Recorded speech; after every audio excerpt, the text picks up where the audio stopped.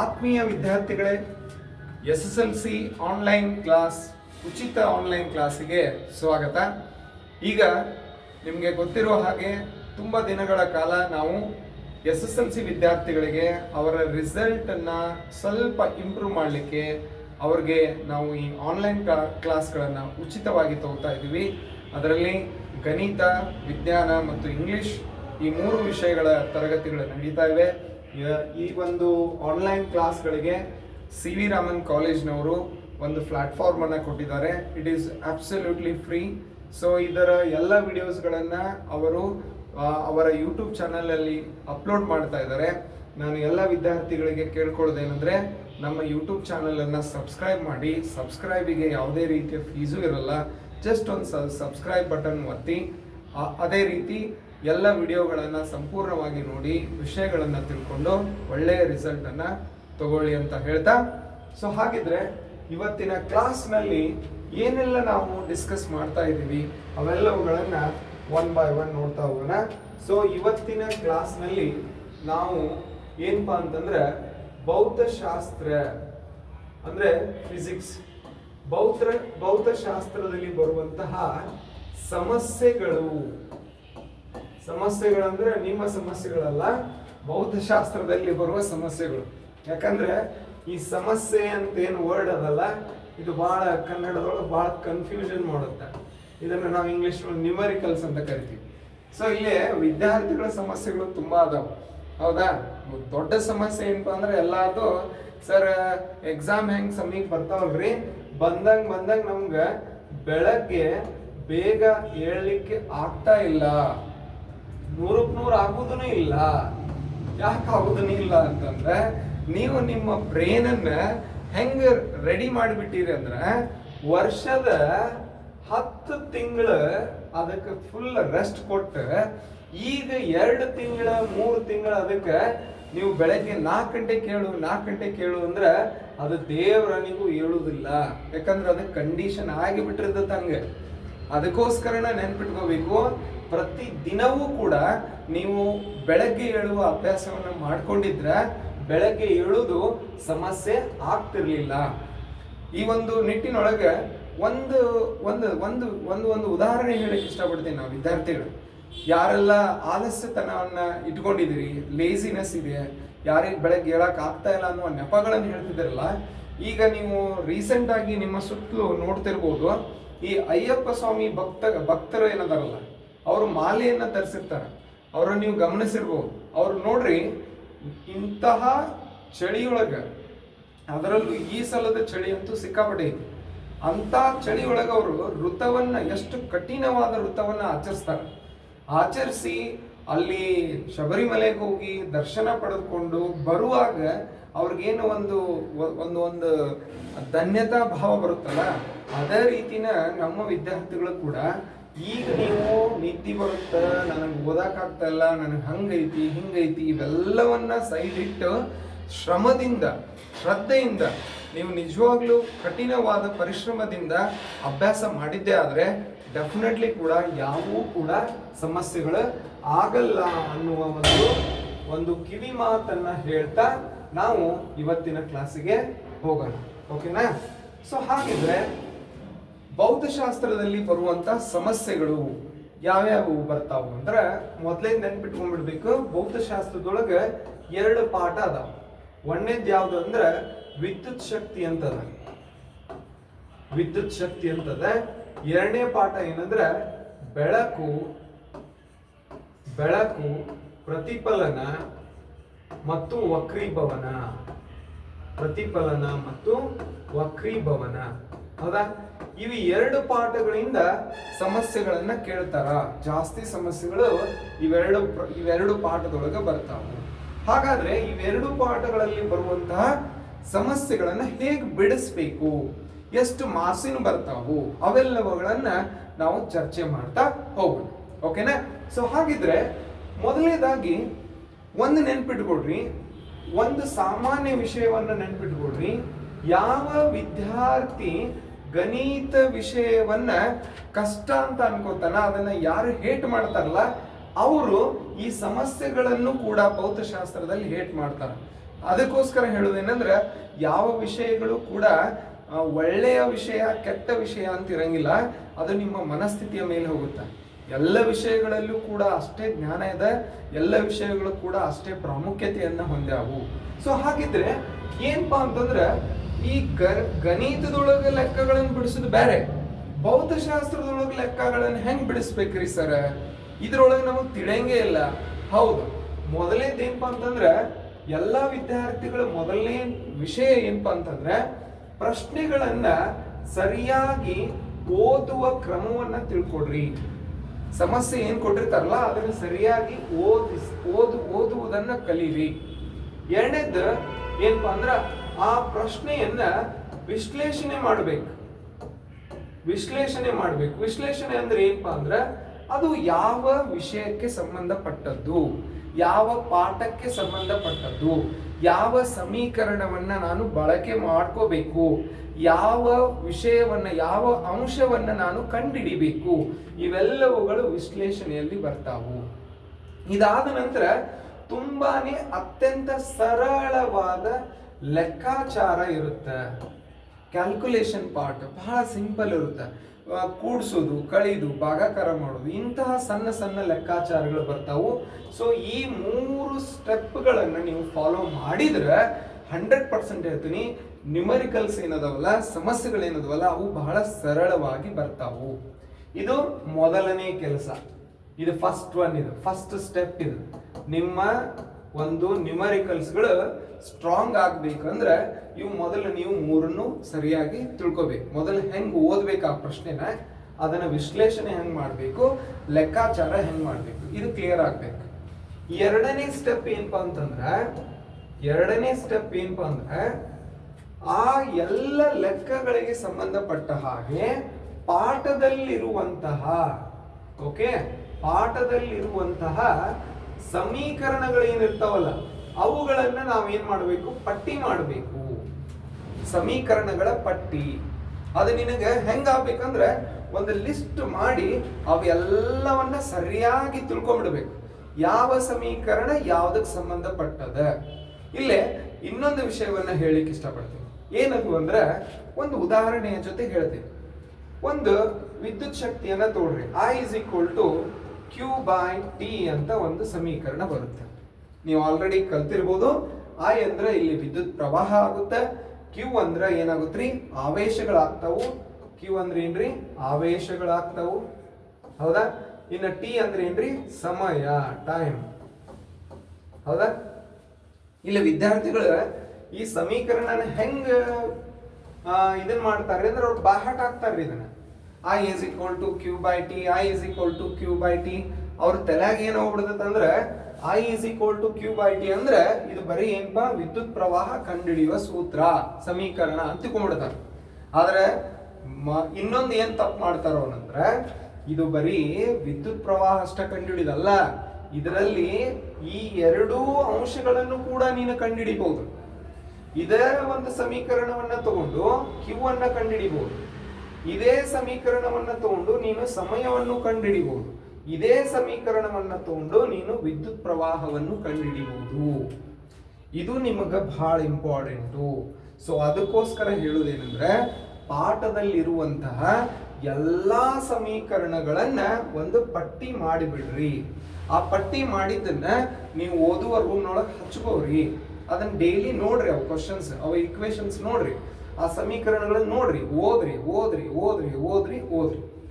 ಅದು ಒಂದ ಪರಿಹಾರ, ಬೇರೆ ಏನಿಲ್ಲ. ಸೊ ಎರಡನೇ ಸ್ಟೆಪ್ದೊಳಗ ಸಮೀಕರಣಗಳ ಪಟ್ಟಿಗಳನ್ನ ನೀವು ಸರಿಯಾಗಿ ತಿಳ್ಕೋಬೇಕು.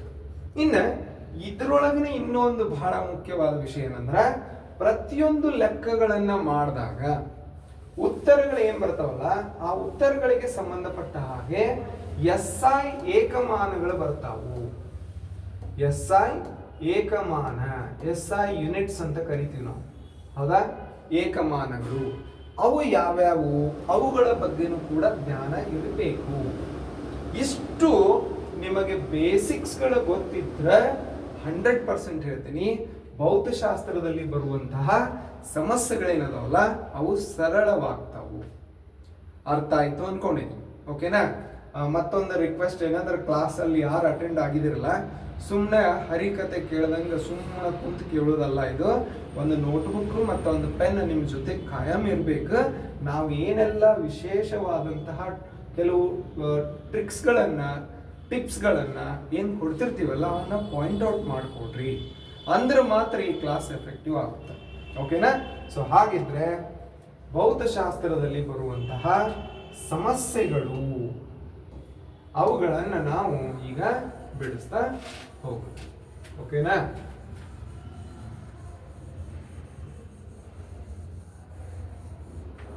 ಎಸ್. ಸೊ ಇಲ್ಲಿ ಒಂದು ಲೆಕ್ಕ ಕೊಟ್ಟಿದ್ದಾರೆ. ಏನದು ಲೆಕ್ಕ ಅಂತಂದ್ರೆ ಲಕ್ಷ ಕೊಡ್ರಿ.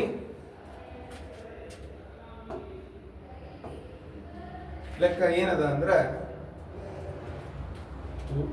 3 ಓಂ ರೋಧವಿರುವ 3 ಓಂ ರೋಧವಿರುವ ಮಂಡಲದ ಸರ್ಕ್ಯೂಟ್ ಮಂಡಲದ ವಿಭವಾಂತರ ಎಷ್ಟಿದೆ? ವಿಭವಾಂತರ ಅಂದ್ರೆ 12 ಇದೆ. ಆದರೆ ಮಂಡಲದಲ್ಲಿ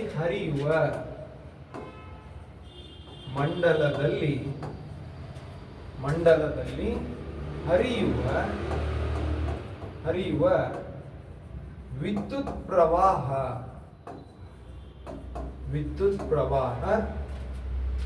ಲೆಕ್ಕಿಸಿ. ವಿದ್ಯುತ್ ಪ್ರವಾಹವನ್ನ ಲೆಕ್ಕಿಸಿ ಅಂತ ಹೇಳಿದ್ದಾರೆ. ಇದಕ್ಕೊಂದು ಡೈಗ್ರಾಮ್ ಅನ್ನು ಕೂಡ ಕೊಟ್ಟಿದ್ದಾರೆ ಈ ತರ. Okay, right? Metre, right? ಇಲ್ಲಿ ಒಂದು ನಿಮಿಷ.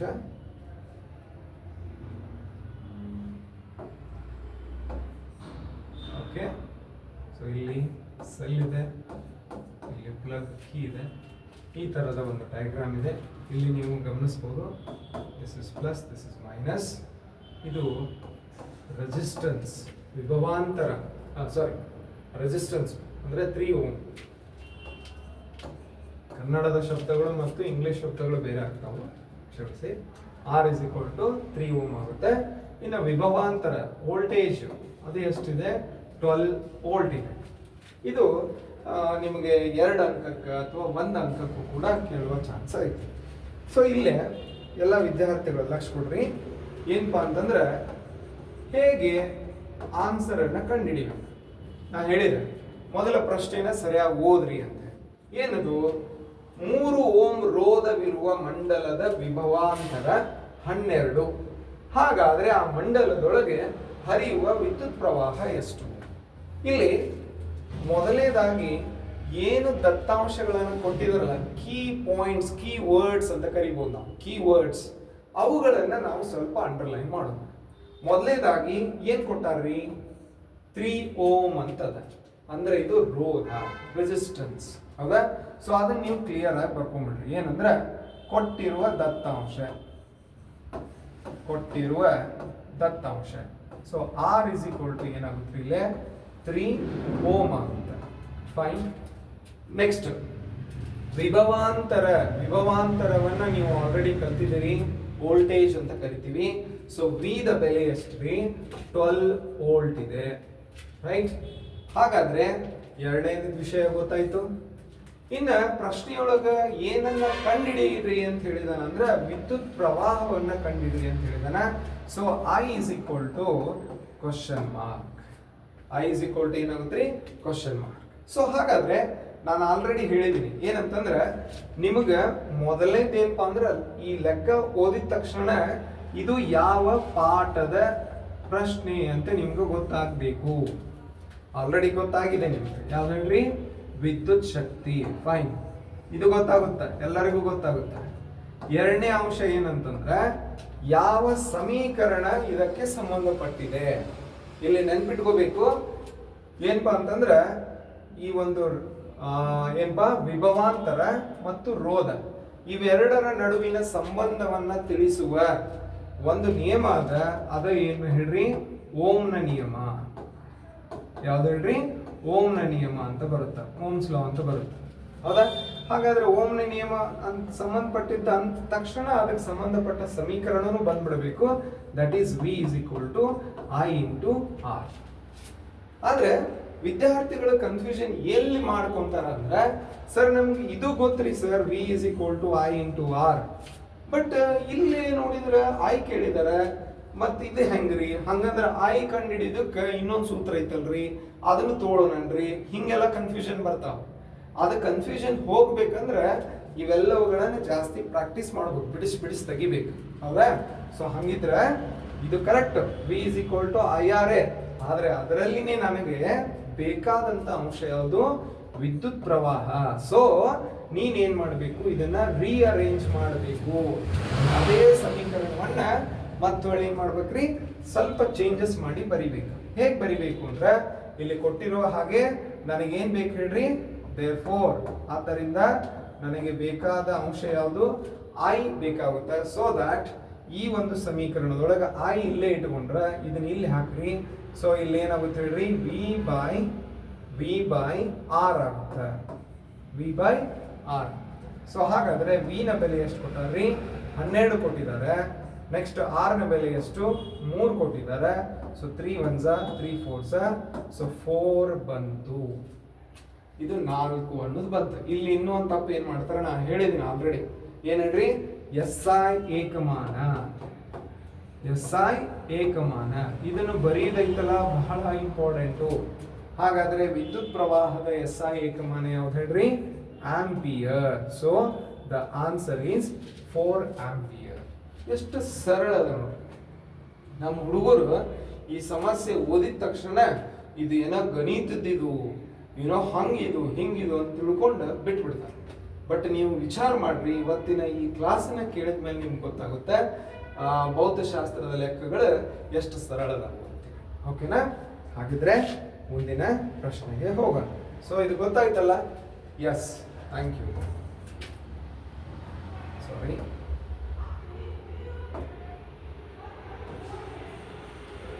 ಎರಡನೇ ಪ್ರಶ್ನೆ ಹೋಗೋಣ. ಇನ್ನೂ ಒಂದು ವಿಷಯ ವಿದ್ಯಾರ್ಥಿಗಳು ತಿಳ್ಕೋಬೇಕು.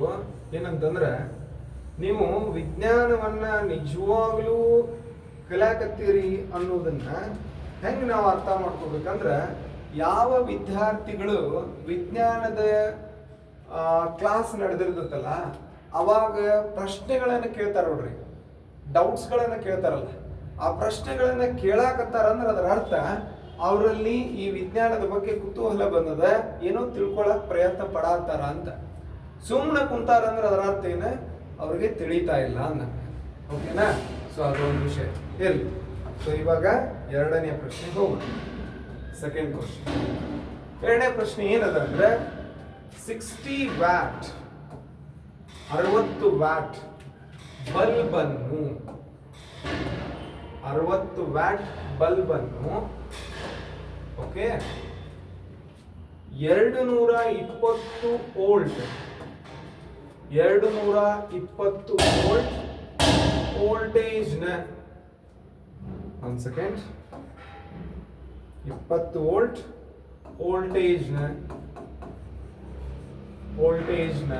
ವೋಲ್ಟೇಜ್ಗೆ ಸಂಪರ್ಕಿಸಿದಾಗ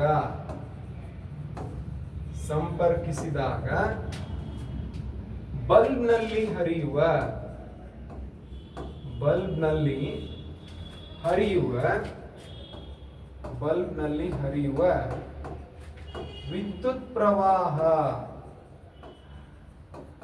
ವಿದ್ಯುತ್ ಪ್ರವಾಹ ಲೆಕ್ಕಿಸಿ ಅಂತ ಹೇಳಿದ್ದಾರೆ.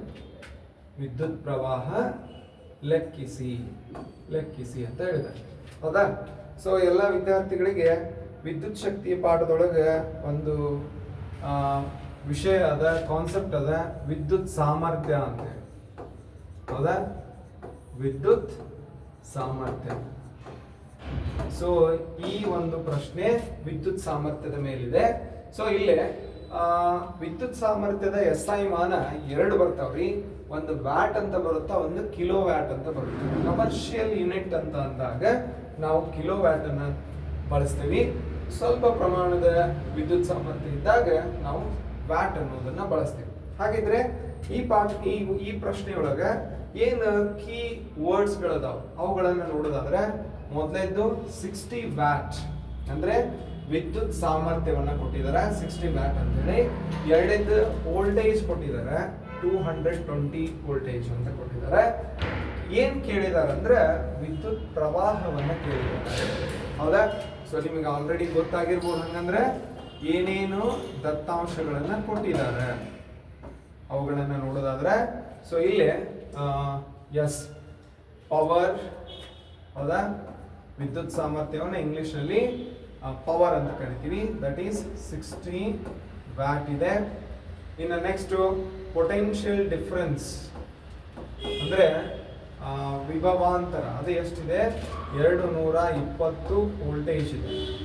ಇನ್ನು ನಾವು ಕಂಡುಹಿಡಿಯಬೇಕಾದಂತಹ ಅಂಶ ಯಾವುದಂದ್ರೆ I is equal to question. So ಇಲ್ಲಿ ನೇರವಾಗಿ ಸಮೀಕರಣವನ್ನು ತಗೊಳ್ಳೋದಾದ್ರೆ ಐ ಇಸ್ ಈಕ್ವಲ್ ಟು ಏನಾಗುತ್ತೆ? ಪಿ ಬೈ ವಿ ಅಂತ ಆಗುತ್ತೆ. ಐ ಇಸ್ ಈಕ್ವಲ್ ಟು ಏನಾಗುತ್ತೆ? ಪಿ ಬೈ ವಿ ಅಂತ ಆಗುತ್ತೆ. ಇದನ್ನ ನಾವು ಆಕ್ಚುಲ್ ಆಗಿ ನೋಡೋದಾದ್ರೆ P is equal to V into I ಅಂತ ಇರುತ್ತೆ, ಅಥವಾ ಐ ಇಂಟು ವಿ ಅಂತ ಬಂದ್ರು ಪರವಾಗಿಲ್ಲ. ಸೊ ಇದು ಆಕ್ಚುಯಲ್ ಸಮೀಕರಣ.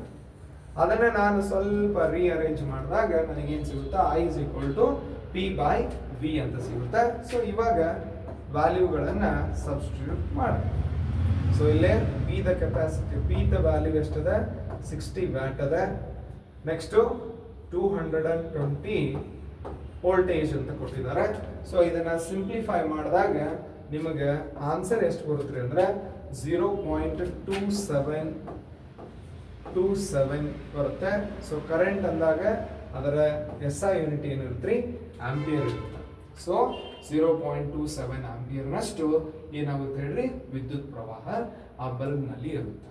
Okay, very simple question. Yes. So ಹಾಗಿದ್ರೆ ಮೂರನೇ ಪ್ರಶ್ನೆಗೆ ಹೋಗೋಣ. ಇವತ್ತು ತುಂಬಾ ಜನ ವಿದ್ಯಾರ್ಥಿಗಳು ಅಟೆಂಡ್ ಆಗಿದ್ದೀರಿ compare to last session. Good, very good. ಇನ್ನೂ 400 ಜನ ಇದ್ದಾರೆ. 400ರಲ್ಲಿ ಇನ್ನೂ ತುಂಬಾ ಜನ ಅಟೆಂಡ್ ಆಗ್ಬೇಕು ಆಕ್ಚುಲಿ. ಫೈನ್. ಸೊ ಮೂರನೇ ಪ್ರಶ್ನೆಗೆ ಹೋಗೋಣ. ಥರ್ಡ್ ಕ್ವಶನ್ ಏನಂದ್ರೆ 4 ಓಮ್ ಮತ್ತು 6 ಓಮ್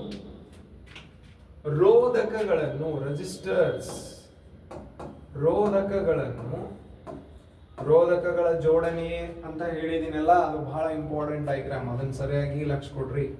ರೋಧಕಗಳನ್ನ ನಾವು ಯಾವ ಕ್ರಮದಲ್ಲಿ ಜೋಡಿಸಿದೀವಿ ಅಂದ್ರೆ ಸರಣಿಯಲ್ಲಿ ಜೋಡಿಸಿದಾಗ. ಇದು ಬಹಳ ಇಂಪಾರ್ಟೆಂಟ್ ನೋಡ್ರಿ. ಸರಣಿಯಲ್ಲಿ ಜೋಡಿಸಿದಾಗ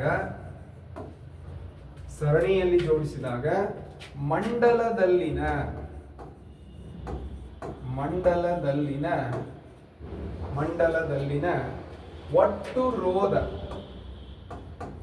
ಟೋಟಲ್ ರೆಸಿಸ್ಟೆನ್ಸ್, ಒಟ್ಟು ರೋಧವನ್ನು ಲೆಕ್ಕಾಚಾರ ಮಾಡಿರಿ ಅಂತ ಹೇಳಿದ್ದಾರೆ. ರೈಟ್? ಲೆಕ್ಕಾಚಾರ ಮಾಡಿ ಅಂತ ಹೇಳಿದ್ದಾರೆ. Very simple. ಇಲ್ಲಿ ಇನ್ನೂ ಒಂದು ವಿಷಯ ಹೇಳಲಿಕ್ಕೆ ಇಷ್ಟಪಡ್ತೀನಿ. ಏನಂದ್ರೆ ಈ ತರ ರೋಧಕಗಳಿಗೆ ಸಂಬಂಧಪಟ್ಟ ಪ್ರಶ್ನೆ ಬಂದಾಗ ಬಹಳ ಕೇರ್ಫುಲ್ ಆಗಿರ್ಬೇಕ್ರಿ. ಯಾಕೆ ಕೇರ್ಫುಲ್ ಆಗಿರ್ಬೇಕು ಅಂದ್ರೆ ಬಹಳ ಜನ ಸ್ಟೂಡೆಂಟ್ಸ್ಗಳ ಅವಸರದೊಳಗೆ ಏನ್ ಮಾಡ್ಬಿಡ್ತಾರೆ ಅಂದ್ರೆ ಪಟ ಲೆಕ್ಕ ಮಾಡ್ಬಿಡ್ತಾರೆ. ಅದ ಆನ್ಸರ್ ಬರುತ್ತೆ, ಆದ್ರೆ ಅವರು ಗಮನ ಎಲ್ಲಿ ಇರಂಗಿಲ್ಲ ಅಂತಂದ್ರೆ ರೋಧಕಗಳನ್ನ ಯಾವ ರೀತಿ ಜೋಡಣೆಯಲ್ಲಿ ಕೊಟ್ಟಿದಾರ ಅನ್ನೋದನ್ನ ಅವ್ರು ನೋಡೋದೇ ಇಲ್ಲ. ಯಾಕಂದ್ರೆ ರೋಧಕಗಳನ್ನ ಸರಣಿ ಕ್ರಮದಲ್ಲಿನೂ ಜೋಡಿಸಬಹುದು, ಸಮಾಂತರವಾಗಿಯೂ ಕೂಡ ಜೋಡಿಸಬಹುದು. ಸರಣಿ ಕ್ರಮದಲ್ಲಿ ಜೋಡಿಸುವಾಗ ಅದರ ಸೂತ್ರ ಬೇರೆ ಬರುತ್ತೆ, ಅಂದ್ರೆ ಸಮೀಕರಣ ಬೇರೆ ಬರುತ್ತೆ. ಸಮಾಂತರದಲ್ಲಿ ಇದ್ದಾಗ ಅದರ ಸೂತ್ರ ಬೇರೆ ಬರುತ್ತೆ. ಇದ್ರ ಸೂತ್ರ ಅದಕ್ಕೆ ಹಚ್ಚುದು, ಅದರ ಸೂತ್ರ ಇದಕ್ಕೆ ಹಚ್ಚುದು, ಹಂಗಾಗುತ್ತೆ. ಅದಕ್ಕೆ ದಯವಿಟ್ಟು ಈ ಒಂದು ಸರಿಯಾಗಿ ಈ ಲೈನ್ ಅನ್ನ ನೋಡ್ಬೇಕು. ಓಕೆನಾ? ಸೊ ಹಾಗಿದ್ರೆ ಏನೇನ್ ಕೊಟ್ಟಾರ್ರಿ? ರೋಧಕಗಳನ್ನ ಕೊಟ್ಟಾರ. ಎಷ್ಟು ನಾವು ರೋಧಕಗಳು ಕೊಟ್ಟಿರುವ ದತ್ತಾಂಶ ಏನದ ಅಂದ್ರೆ ಎರಡು ರೋಧಕಗಳನ್ನ ಕೊಟ್ಟಿದ್ದಾರೆ. ಸೊ ನಾನೇನ್ ಮಾಡ್ತೀನಿ, ಮೊದಲನೇದನ್ನ R1 ಅಂತೀನಿ, that is 4 ohm, right. R2 ಅಂತದ, that is 6 ohm, right. So ನನಗೆ ಟೋಟಲ್ ರೆಸಿಸ್ಟೆನ್ಸ್ ಬೇಕಾಗೈತಿ, ಅದು ಎದರಲ್ಲಿ, ಸರಣಿಯಲ್ಲಿ, ಹೌದಾ. So that is RS, total resistance in series. ಅದೇ RP ಅಂದಾಗ total resistance in parallel combination ಅಂತ ನಮ್ಗೆ ಗೊತ್ತಾಗುತ್ತೆ. ಸೊ ನಿಮ್ಗೆ ಆಲ್ರೆಡಿ ಗೊತ್ತಿದೆ ಏನದ ಅಂತಂದ್ರೆ ರೋಧಕಗಳನ್ನ, ಓಕೆ, ಈ ರೀತಿ ನಾವು ಜೋಡಿಸಿದಾಗ, ರೈಟ್. ಸೊ ಇದನ್ನ ನಾವು ಏನಂತ ಕರಿತೀವಿ, ಸರಣಿ ಕ್ರಮದ ಜೋಡಣೆ ಅಂತ ಕರಿತೀವಿ. ಏನಂತೀವ್ರಿ, ಸರಣಿ ಕ್ರಮದ ಜೋಡಣೆ. ಸೊ ಇದು ಸೆಲ್, ಇದು ಪ್ಲಗ್, ಇದು R1 ಆಗುತ್ತೆ, ಇದು R2 ಆಗುತ್ತೆ. ಸೊ R1 ನಲ್ಲಿ ಎಷ್ಟದ ರೀ, 4 ಓಮ್ ಅದ. R2 ನಲ್ಲಿ ಎಷ್ಟದ ರೀ, 6 ಓಮ್ ಅದ, ರೈಟ್. Very simple. ಇಲ್ಲಿ ಎರಡು ರೋಧಕಗಳು ಒಂದೇ ಸರಣಿಯಲ್ಲಿ ಇದ್ರೊಳಗಡೆ ಕನೆಕ್ಷನ್ ಕೊಟ್ಟಿದ್ದಾರೆ. ಇಲ್ಲಿ ಇನ್ನೊಂದು ವಿಷಯ ಗಮನಿಸಬೇಕು, ಏನಪ್ಪಾ ಅಂತಂದ್ರೆ ಬಹಳ ಸತಿ ವಾರ್ಷಿಕ ಪರೀಕ್ಷೆಯೊಳಗ ಒಂದು ಪ್ರಶ್ನೆ ಕೇಳ್ಯಾರ. ಏನಂತ ಕೇಳ್ಯಾರ ಅಂದ್ರೆ ರೋಧಕಗಳನ್ನ ಸರಣಿ ಕ್ರಮದಲ್ಲಿ ಜೋಡಿಸುವುದಕ್ಕೂ ಸಮಾಂತರವಾಗಿ ಜೋಡಿಸುವುದಕ್ಕೂ ಏನು ಲಾಭಗಳದಾವು, ಅನುಕೂಲಗಳು ಅಥವಾ ಅನಾನುಕೂಲಗಳು ಏನು, ಅದ್ರ ಮೇಲೆ ಪ್ರಶ್ನೆಗಳು ಜಾಸ್ತಿ ಕೇಳಿದರೆ ಅದನ್ನ ಸ್ವಲ್ಪ ಲಕ್ಷ್ಯ ಕೊಟ್ಟು ನೋಡ್ಬೇಕು. ಇಲ್ಲಿ ಸರಣಿಯೊಳಗೆ ಜೋಡಿಸಿದಾಗ ಏನಾಗುತ್ತೆ ಅಂದ್ರೆ ಯಾವುದಾದ್ರೂ ಒಂದು ಘಟಕ ಕಾರ್ಯವನ್ನ ಮಾಡೋದು ನಿಲ್ಲಿಸಿದ್ರೆ ಇಡೀ ಒಂದು ಸರ್ಕ್ಯೂಟ್ ಏನಿರುತ್ತಲ್ಲ ಅದೇ ಸ್ಟಾಪ್ ಆಗಿಬಿಡುತ್ತೆ. ಬಟ್ ಸಮಾಂತರದಲ್ಲಿ ಜೋಡಿಸಿದಾಗ ಆ ತರ ಆಗಲ್ಲ. ಓಕೆನಾ, ಅದ್ರ ಬಗ್ಗೆ ನಾವು ಮತ್ತೊಮ್ಮೆ ಚರ್ಚೆ ಮಾಡೋಣ. ಈಗ ನೇರವಾಗಿ ವಿಷಯಕ್ಕೆ ಬರೋಣ. ಏನಪ್ಪಾ ಅಂತಂದ್ರೆ ರೋಧಕಗಳನ್ನ ಸರಣಿಯಲ್ಲಿ ಜೋಡಿಸಿದಾಗ ನೆನ್ಪಿಟ್ಕೊಂಡ್ಬಿಡ್ರಿ, very simple. RS is equal to R1 plus R2 plus ಎಷ್ಟದ ನೋಡ್ರಿ ರೋಧಕಗಳ, ಅವೆಲ್ಲವನ್ನ ಕೂಡಿಸ್ಬಿಟ್ರೆ ನಿಮಗೆ ಟೋಟಲ್ ರೆಸಿಸ್ಟೆನ್ಸ್ ಸಿಗುತ್ತೆ. ಸೊ ಇಲ್ಲಿ ಎಷ್ಟದ ರೀ, R1 ಎಷ್ಟದ, 4 ಅದ, R2 ಎಷ್ಟದ, 6 ಅದ. So it means 10 ohm. Total resistance ಏನಾಗುತ್ತೆ ರೀ, 10 ಓಮ್ ಆಗುತ್ತೆ. ಬಹಳ ಸರಳವಾದ ಲೆಕ್ಕ. ಓಕೆನಾ, ಎಸ್, ಗೊತ್ತಾಯ್ತು ಅನ್ಕೊಂಡಿದ್ದೀನಿ.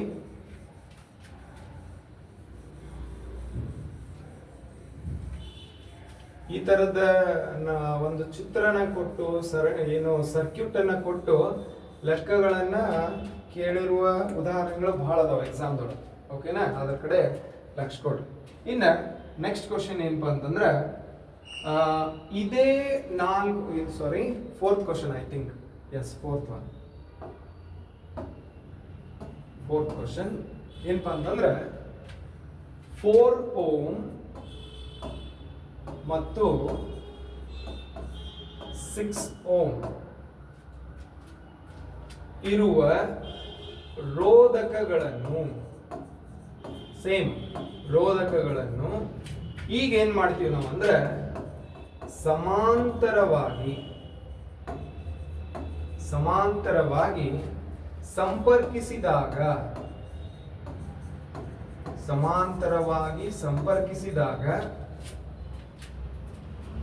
ಒಟ್ಟು ರೋಧವನ್ನು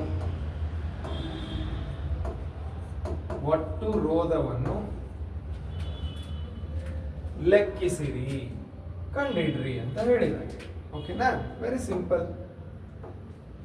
ಸೊ ಇಲ್ಲಿ ಏನು ದತ್ತಾಂಶಗಳನ್ನು ಕೊಟ್ಟಿದ್ದಾರೆ. ಸೊ ಇದರ ಜೊತೆಗಿನ ಇಲ್ಲೊಂದು ಡಯಾಗ್ರಾಮ್ ಕೂಡ ಇದೆ. ಡಯಾಗ್ರಾಮ್ ಅನ್ನು ಕೂಡ ನೀವು ಅಷ್ಟೇ ಇಂಪಾರ್ಟೆಂಟ್ ಕೊಡಬೇಕು, ರೈಟ್.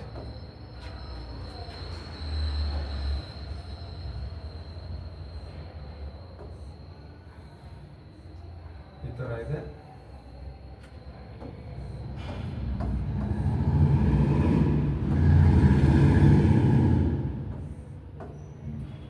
ಸೊ ಇಲ್ಲಿ R1, this is R2, right? Okay, yes. So ಇಲ್ಲಿ ಏನಪ್ಪ ಅಂತಂದ್ರೆ R1 ಎಷ್ಟದ ರೀ 4 ಅದ, ಅಂದರೆ 4 ಓಮ್ ಅದ. R2 ಎಷ್ಟದ 6 ಓಮ್ ಅದ.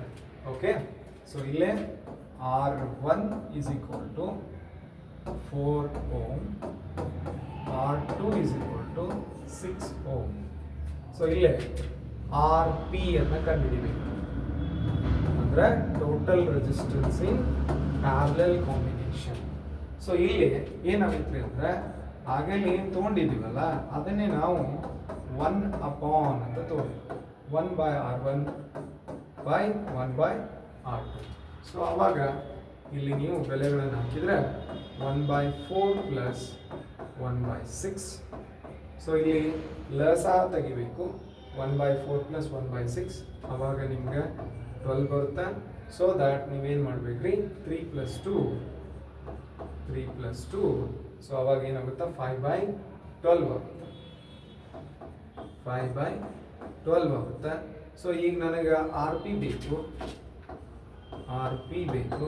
ಸೊ ದ್ಯಾಟ್ ಅದನ್ನು ನೀವು ರೆಸಿಪ್ರೋಕಲ್ ಅಂದರೆ ವಿಲೋಮವಾಗಿ ತಗೊಂಡ್ರೆ 12/5 ಆಗುತ್ತೆ. ಅವಾಗ ನಿಮಗೆ ಟೋಟಲ್ ಫೈನಲ್ ಆನ್ಸರ್ ಎಷ್ಟು ಬರುತ್ತೆ ಅಂದರೆ 2.4 ಓಮ್ ಬರುತ್ತೆ. 2.4 ಓಮ್.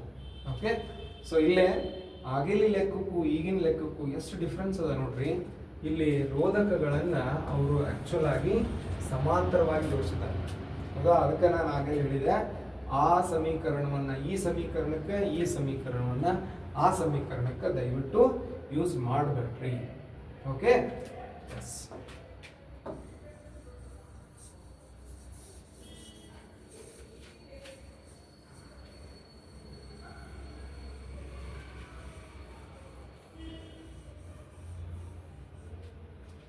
ನೆಕ್ಸ್ಟ್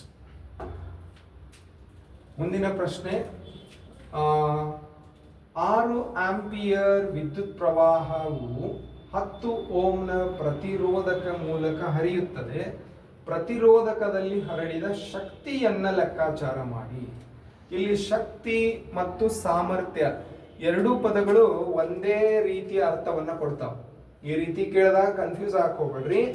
ಈ ಒಂದು ಶಕ್ತಿ ಅಂತ ಕೇಳಿದಾಗಲೂ ಕೂಡ ಅಥವಾ ಸಾಮರ್ಥ್ಯ ಅಂತ ಕೇಳಿದಾಗಲೂ ಕೂಡ ಎರಡಕ್ಕೂ ಅರ್ಥ ಒಂದೇ ಆಗುತ್ತೆ. ಅದು ಎದಕ್ಕೆ ಸಂಬಂಧಪಡುತ್ತೆ ಅಂದ್ರೆ P is equal to ಏನೇನ್ರಿ I² R ಅಂತ ಬರುತ್ತಿಲ್ಲ. ಸೊ ಇದನ್ನು ನಾವು ಯೂಸ್ ಮಾಡಿಕೊಂಡು ಏನು ಮಾಡ್ಬೋದು ಕಂಡುಹಿಡಿಬೋದು. ಓಕೆ, ಸೊ ಇದನ್ನು ನಾವು ಮತ್ತೆ ನೋಡೋಣ. ರೈಟ್, ಸೊ ಇವಾಗ 1 ಸೆಕೆಂಡ್.